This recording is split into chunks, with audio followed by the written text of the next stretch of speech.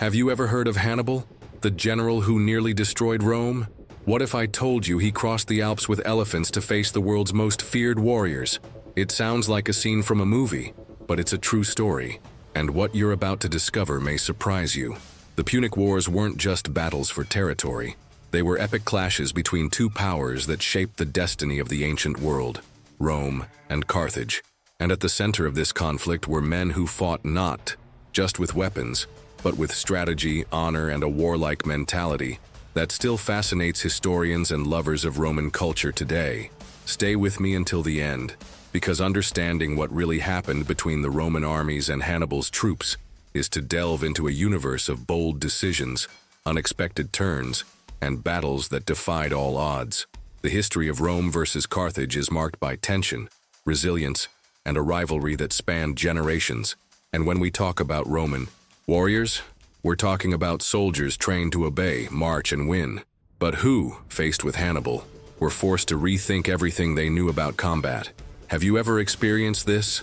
The feeling of facing someone who always seems one step ahead, who thinks differently, who acts outside the box. That's exactly what Rome experienced when facing Hannibal. He wasn't just a Carthaginian commander. He was a brilliant strategist, a master of war, someone who understood that defeating Rome required more than strength. It required vision, and this vision led him to do the unthinkable: cross the Alps with an army and animals that had never trodden that terrain. The impact of this crossing was so profound that it is still studied today as one of the greatest military feats in history. But what truly separated Roman warriors from Carthaginian soldiers? Was it just their uniforms, their origins, or was there something deeper? A difference in mentality, purpose, culture. Throughout the Punic Wars, Rome was humiliated, challenged, and ultimately transformed. And this transformation came not only from victories, but also from defeats, especially the Battle of Cannae, where Hannibal surrounded and destroyed an entire Roman army, using a strategy that seemed impossible. It was a moment of rupture, of pain, but also of learning, because Rome, even wounded, did not fall. It reinvented itself. And that's where Scipio Africanus comes in, the Roman general who decided to turn the tide. He studied Hannibal, understood his tactics, and took the war to the heart of Carthage. The Battle of Zama was the turning point, the moment Rome showed it could not only resist, it could learn. And this learning shaped the empire that would come after, with a strength that lay not only in its weapons, but in its ability to adapt. Now I want to delve even deeper into this subject, because understanding who Hannibal was and why he became Rome's greatest nightmare is essential to understanding the true impact of the Punic Wars and the legacy of the warriors who faced the impossible.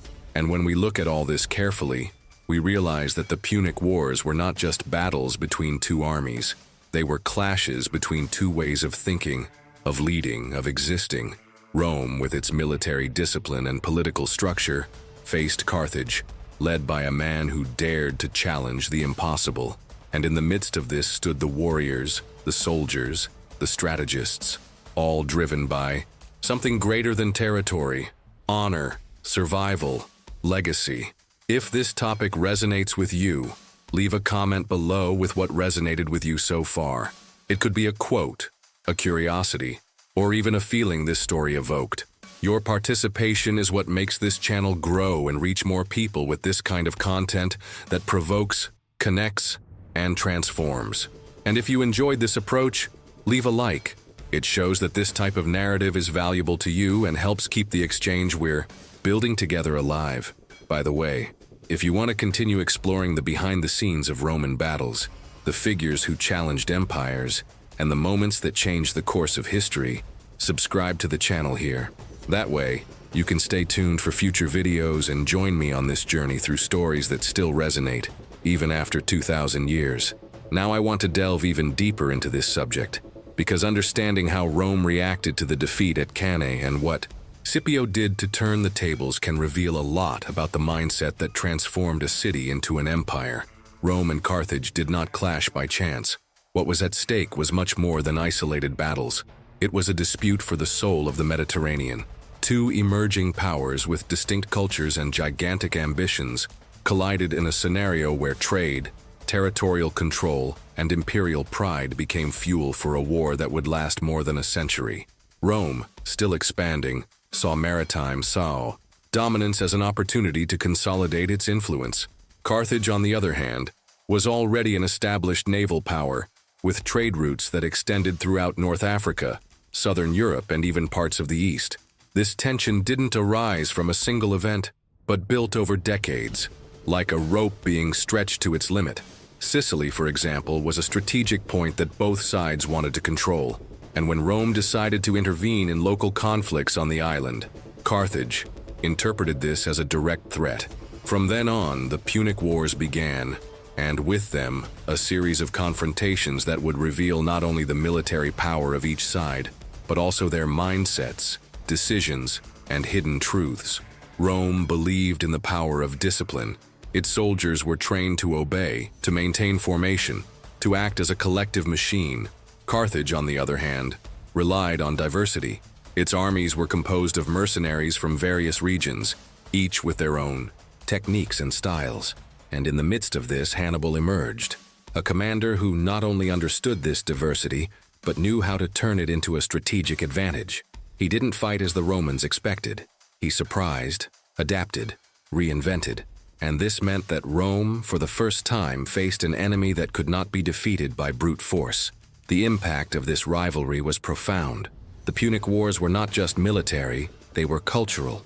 They shaped the way Rome saw the world, how it faced challenges, and how it constructed its imperial identity. Each battle was an assertion of power, but also a test of endurance. And with each defeat, Rome learned. With each victory, Carthage grew bolder. It was a dangerous dance where the balance constantly shifted, and where the pride of each side fueled decisions that would change the course of history. This journey of confrontation and transformation reveals much about the inner workings of Roman politics. The Senate, for example, didn't see Carthage merely as a military rival. It saw it as a threat to order, stability, and the narrative of superiority that Rome had constructed.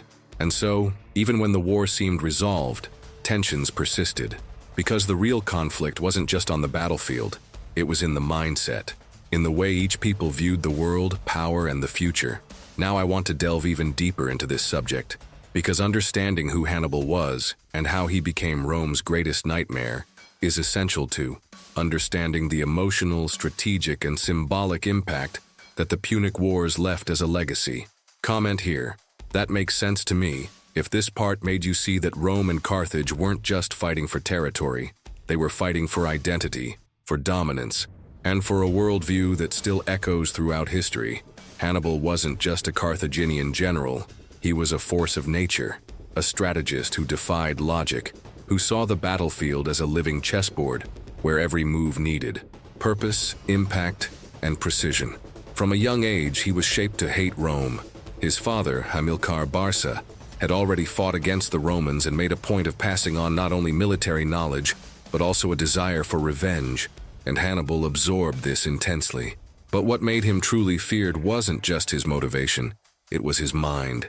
Hannibal's boldness manifested itself in seemingly impossible decisions. His crossing of the Alps with an army and dozens of elephants is perhaps the most emblematic example. It wasn't just a military move, it was a statement. He wanted to show that Carthage didn't respect the limits imposed by Rome, that he was willing to confront the empire on its own territory, shattering expectations and defying the logic of war. And this crossing, marked by extreme cold, hostile terrain and significant losses, became a symbol of resilience and genius. Few believed he could achieve it, and when he appeared in northern Italy, the Romans understood they were facing something they had never faced before. But Hannibal wasn't just bold, he was meticulous. Every battle he commanded was built on observation, adaptation, and emotional reading of the enemy. He knew how the Romans thought, how they reacted, how they organized themselves, and he used this against them. At the Battle of Cannae, for example, he executed an encircling maneuver that destroyed one of the largest armies Rome had ever assembled. He didn't just win, he humiliated them. And this humiliation had a profound impact on the Roman mindset.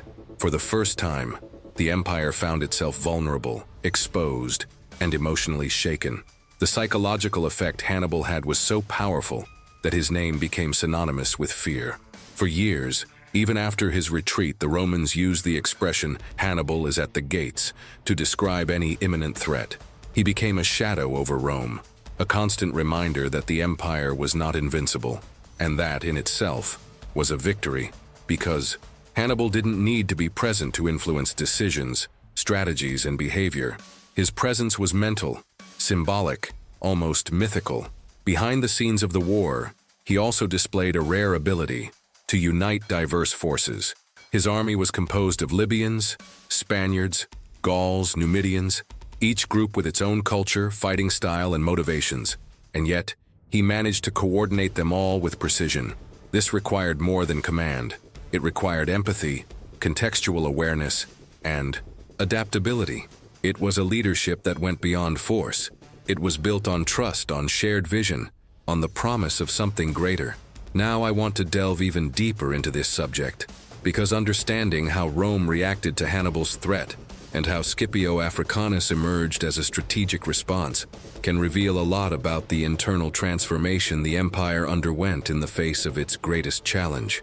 Comment here. I'm on this journey too. If this part made you see that Hannibal wasn't just an enemy, he was a mind that changed the course of history. While Hannibal represented boldness and adaptability, Roman warriors embodied a completely different mentality, one based on discipline, order, and endurance. The Roman soldier was trained not to improvise, but to obey. From the earliest days of training, he learned that his strength came not from individuality, but from unity.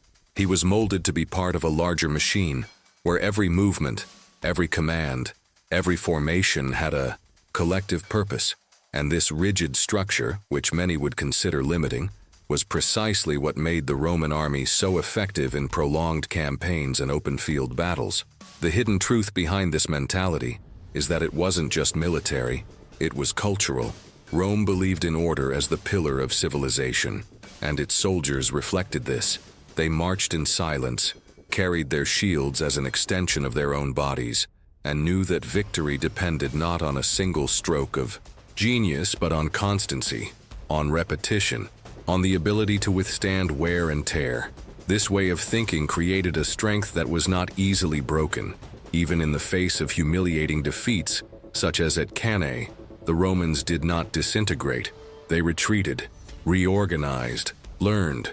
It was a journey of constant transformation, where each failure was seen as part of the process of strengthening. Behind the scenes in the camps, training was grueling. Soldiers ran in full armor, simulated combat in difficult terrain, learned to build fortifications, and maintained discipline even in extreme conditions. The idea was simple. If the body was prepared for the worst, the mind would not waver. And this physical preparation was accompanied by a moral doctrine. The Roman soldier was taught to put Rome above himself, to fight not for personal glory, but for the continuation of the empire. And this fostered a loyalty that, in many cases, surpassed the fear of death. This contrast with the Carthaginian style was evident. While Hannibal led a diverse army with flexible tactics and unpredictable strategies, Rome relied on repetition, structure, and predictability, which, paradoxically, became its greatest strength. It was as if each side represented a distinct philosophy of war. Carthage, adaptive genius; Rome, disciplined resistance. And when these two forces met, the impact was not just military, it was symbolic. It was the clash between two ways of seeing the world, of making decisions, of building a legacy. This difference in mentality also influenced how each people dealt with defeat. Carthage, upon losing ground, fragmented. Rome, upon defeat, reorganized. And this ability to rebuild, to learn from mistakes, was what allowed the Roman Empire to survive blows that would have destroyed other civilizations. It was a silent strength, built on persistence, repetition, and the belief that the collective always trumps the individual. Now I want to delve even deeper into this subject, because understanding how Hannibal's crossing of the Alps became one of the greatest feats in military history can reveal a lot about the psychological and strategic impact this movement had on Rome, and how it redefined the course of war. Comment here. That makes sense to me if this part made you see that the true strength of the Roman warriors was in the mentality that supported each step, each formation, and each decision. Hannibal's crossing of the Alps was not just a daring military maneuver. It was a declaration of war against logic, against the impossible, against everything Rome believed to be impenetrable. Imagine the scenario: an exhausted army, made up of soldiers of different cultures, languages, and skills, accompanied by dozens of elephants, attempting to cross one of Europe's most hostile mountain ranges in the dead of winter. Biting cold, intense blizzards, treacherous trails, attacks by local tribes, and food shortages. Everything conspired against them. And yet, Hannibal pressed on, not out of recklessness but out of foresight. He knew that if he managed to appear in northern Italy with his army intact, the psychological impact on Rome would be devastating. And it was, because Rome didn't expect it. No Roman general had considered the possibility of an attack from above, through the mountains. It was a suicidal route, by the standards of the time. But Hannibal didn't follow patterns. He created his own. And this crossing became a symbol of resistance, of overcoming obstacles, of strategic thinking. It wasn't just a physical journey. It was a journey of transformation. Every step in the snow, every lost animal, every soldier who fell along the way, contributed to a narrative that transcended the battlefield. It was the making of a legend. Behind the scenes of this crossing, there are revelations few know. The elephants, for example, weren't just brute force. They were part of the image Hannibal wanted to project. Something exotic, imposing, something that would instill fear even before the battle began. And it worked. When the Romans saw those giant creatures marching across the Italian plains, they felt they were facing an enemy that defied even nature. The crossing of the Alps wasn't just a route, it was a message. And that message said, Carthage is here, and she hasn't come to negotiate. The emotional impact of this arrival was profound. Rome, accustomed to controlling the rhythms of war, found itself forced to react.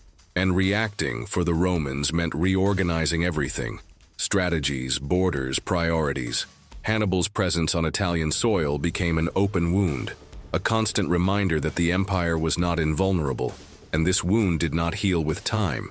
It deepened with each Carthaginian victory, with each city that allied with Hannibal, with each battle Rome lost. But there's a hidden truth to this crossing that few realize. It wasn't just about defeating Rome. It was about inspiring the men themselves. Hannibal knew that by challenging the Alps, he wasn't just surprising the enemy. He was shaping the mindset of his army. He was showing that the impossible was merely a matter of perspective. And this belief, this energy, this dedication, is what sustained his campaign for years. Even without reinforcements, even without direct support from Carthage, he continued. Because he had built something greater than a strategy. He had built a cause. Now I want to delve even deeper into this subject, because understanding how Rome reacted to this unexpected invasion and how Scipio Africanus emerged as a response reveals a lot about the behind-the-scenes of Roman leadership and the turning point that would change the course of the war. Comment here. I'm on this journey too. If this part made you see that crossing the Alps was more than a military feat, it was a statement of courage, vision, and transformation. The Battle of Cannae wasn't just a military defeat for Rome. It was an open, wound in the soul of the empire. One of those moments when everything that seemed solid begins to crumble.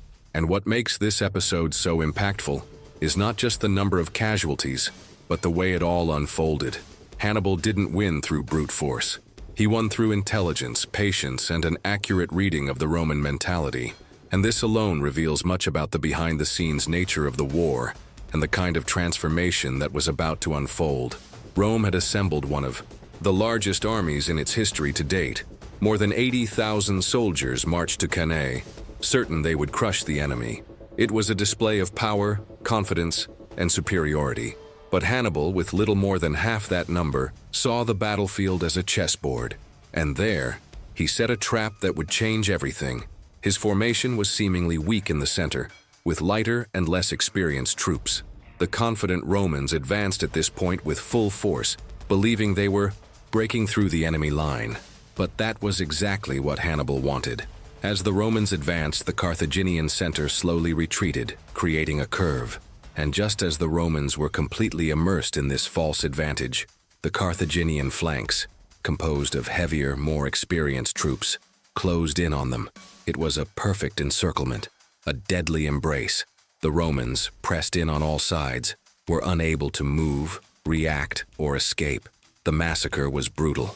It is estimated that over 50,000 Roman soldiers were killed in a few hours, a number that, even by the standards of the time, was unimaginable. The emotional impact of this defeat was devastating. Rome, which until then had seen itself as invincible, had to face its vulnerability.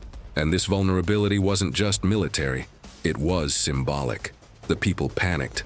The Senate was divided. Some allied cities began to question their loyalty. It was as if the empire was on the brink of collapse, and all of this was caused by a mind that knew how to exploit not only tactical errors, but also overconfidence, strategic rigidity, and a lack of adaptation. But there's a hidden truth in this episode that few realize. Cannae didn't destroy Rome. It revealed Rome. Because it was from this humiliation that the empire began to reinvent itself. The defeat forced a change of mindset, a rethinking of decisions, a new way of seeing the enemy. And this ability to learn from pain is what transformed Rome into something greater than an army. It transformed it into an idea, a strength measured not only by numbers but by resilience. Now I want to delve even deeper into this subject, because understanding how Scipio Africanus emerged as a response to this crisis, and how he turned the tables on Hannibal, can reveal a lot about leadership, strategy, and the power of a vision that arises just when all seems lost. Comment here. That makes sense to me. If this part made you see that Rome's true turning point began the moment it was forced to face its own fragility. The Roman turnaround didn't begin with a sword, but with a decision. And that decision came from Scipio, a young general who, unlike many of his contemporaries, wasn't consumed by the humiliation of Cannae. He observed, studied, and reflected. While Rome struggled to rebuild itself, Scipio was already charting a new path, one that didn't involve repeating mistakes, but reinventing strategy. And that mindset was what changed everything, because Scipio didn't just want to defeat Hannibal. He wanted to understand Hannibal. He wanted to decipher what made that commander so unpredictable, so effective, so feared. Behind the scenes of this turnaround, there are revelations that show how different Scipio was. He didn't limit himself to the Italian battlefield. He took the war to Africa, to the heart of Carthage. It was a bold, almost unthinkable move, but one filled with intention. By forcing Hannibal to return to defend his hometown, Scipio reversed the logic of war. And this reversal wasn't just geographic, it was symbolic. Rome, which until then had reacted, began to act. And this change in stance had a profound impact on troop morale, the Senate's confidence, and the public's perception. The Battle of Zama was the culmination of this transformation. Scipio, now titled African, faced Hannibal in open field with a renewed, more flexible, and more adaptable army. He had learned from the mistakes of Cannae. He knew he couldn't be swallowed up by a high siege formation. He knew he needed to break the Carthaginian rhythm, and he did so with precision. He used Hannibal's own elephants against him, clearing passages for the animals to pass through without causing damage. He organized his troops in layers, giving them room to maneuver, and relied on speed and reading the terrain. It was a tense battle, marked by twists and turns, but in the end, Rome prevailed. And this victory was not just military, it was emotional, political, and cultural. The impact of this turnaround was immediate. Carthage, defeated, lost its position of power. It was forced to accept humiliating terms, surrender territories, and limit its army. And Rome, strengthened, consolidated its presence in the Mediterranean. But what makes this story so powerful is not just the outcome, it's the journey. How Scipio transformed pain into strategy, how he used defeat as fuel for victory, how he saw beyond the battlefield and understood that defeating Hannibal required more than strength. It required vision. This hidden truth about Scipio reveals much about leadership. He wasn't the oldest, nor the most experienced, but he was the most attentive, the most willing to learn, to adapt, to break with norms. And this attitude is what defines great leaders, those who don't limit themselves to what has already been done, but who dare to imagine what can still be. Scipio didn't just win a war, he redefined what Rome could be. And this legacy resonates to this day as an example that true strength lies in the ability to transform adversity into strategy. Now, I want to delve even deeper into this topic, because understanding how the impact of the Punic Wars shaped Roman culture and influenced future generations can reveal a lot about the symbolic power of these battles and what they still represent in our way of thinking about resistance, glory, and legacy. Comment here. I'm on this journey too. If this part made you see that Rome's turnaround wasn't just a EU victory, it was a shift in mindset that transformed the empire forever. The end of the Punic Wars didn't just mean Carthage's defeat, it meant the birth of a new Rome, a Rome more aware of its power, more determined in its expansion, and more obsessed with leaving its mark that would endure through time. The impact of these battles was so profound that it shaped not only military pride, but also the city's politics, culture, and even architecture. Rome came to see itself as the center of the world, and this perception was fueled by each victory, each territory conquered, each enemy vanquished. It was as if the blood spilled in the campaigns against Carthage had fertilized the soil of Roman ambition. The hidden truth behind this process is that Rome didn't just conquer, it absorbed. It absorbed strategies, influences, symbols, and in doing so, it transformed everything into an expression of power. Temples grew larger, triumphal arches more imposing, forums more elaborate. Each building was a visual narrative, a way to immortalize the glory conquered. And this architecture wasn't just aesthetic, it was political. It served to remind the people every day of what Rome had faced and overcome. It was a silent pedagogy, where stone and marble told stories of resistance, courage, and dominance. Behind the scenes in the Senate, the Punic Wars also left profound scars. Foreign policy became more aggressive, more strategic, and more focused on controlling trade routes in key regions. Fear of a new Carthage led Rome to adopt a preventative, often ruthless stance, and this mentality spread to other spheres. Education began to value military exploits. Speeches extolled the bravery of generals, and even public games began to incorporate elements celebrating victories against the Carthaginians. It was a culture that breathed conquest, but perhaps the most lasting impact was on Roman identity. Before the Punic Wars, Rome was still a developing power. After them, it became a civilization with an imperial consciousness, and this consciousness shaped decisions, relationships, and behaviors. The average Roman began to see themselves as part of something larger, as heirs to a history of overcoming obstacles, and this feeling generated cohesion, pride, and also a certain arrogance, because when a society believes it was born to dominate, it begins to act accordingly, and this has consequences. The journey of transformation that began with Hannibal's threat and ended with the destruction of Carthage wasn't just military.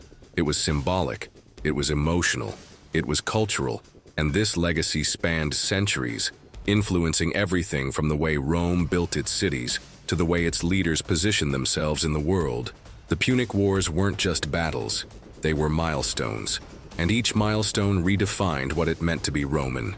Now I want to delve even deeper into this subject, because understanding how the symbols of these wars were used to manipulate collective memory and consolidate power reveals a lot about the behind the scenes of the imperial narrative and the impact it still has on the way we view glory, conquest, and identity. Comment here. That makes sense to me. If this part made you see that the true legacy of the Punic Wars isn't just in the books, it's in the way Rome learned to tell its own story. Behind the epic battles and grandiose speeches lie details that escape most eyes, curiosities, and behind-the-scenes stories that reveal deeper layers of history and help us understand the true impact of the Punic Wars. One of the most surprising facts is that, for centuries, Hannibal's name was practically erased from Rome's official memory, not for lack of importance, but quite the opposite. He had become such a powerful symbol of threat, pain, and humiliation that the Romans decided to silence his existence.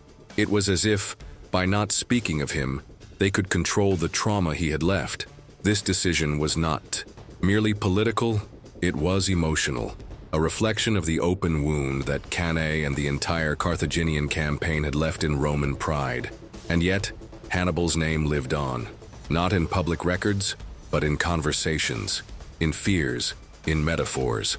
The expression, "Hannibal is at the gates," became a kind of collective warning, used whenever Rome faced an imminent threat. It was a way to keep the memory alive without having to name it directly, and this shows how certain characters transcend the logic of history and become archetypes. Hannibal was no longer just a general, he was an idea, an invisible presence that continued to influence decisions, strategies, and even behaviors. Another curious detail involves elephants. Those exotic animals, which accompanied Hannibal across the Alps, became legend, not only because of the difficulty of guiding them through hostile terrain, but also because of the visual and psychological impact they had on the Romans. Many soldiers had never seen an elephant before, and when they encountered those giant creatures armed and trained for combat, they felt as if they were facing monsters. The image of elephants became fixed in the collective imagination as symbols of strength, mystery, and boldness. And even after the war, they continued to appear in stories, paintings, and even in exaggerated versions that transformed them into almost mythological beings. Behind the scenes of Roman politics, there are records of heated debates over how to handle the memory of these events. Some senators advocated for everything to be accurately documented, so that future generations could learn from their mistakes. Others preferred to erase, omit, or rewrite. And this dispute reveals something essential about the power of narrative. Whoever controls memory controls the legacy. Rome knew this, and so, even when victorious, it carefully chose what would be remembered and what would be forgotten. This manipulation of history wasn't just a matter of pride, it was a power strategy. The hidden truth is that often forgotten details say more than major events. They reveal the vulnerability, the humanity, the dilemmas that leaders faced away from the eyes of the crowd. And it is in this space between what was said and what was silenced that we find the most valuable revelations. Because understanding what Rome chose to hide is also understanding what it feared most.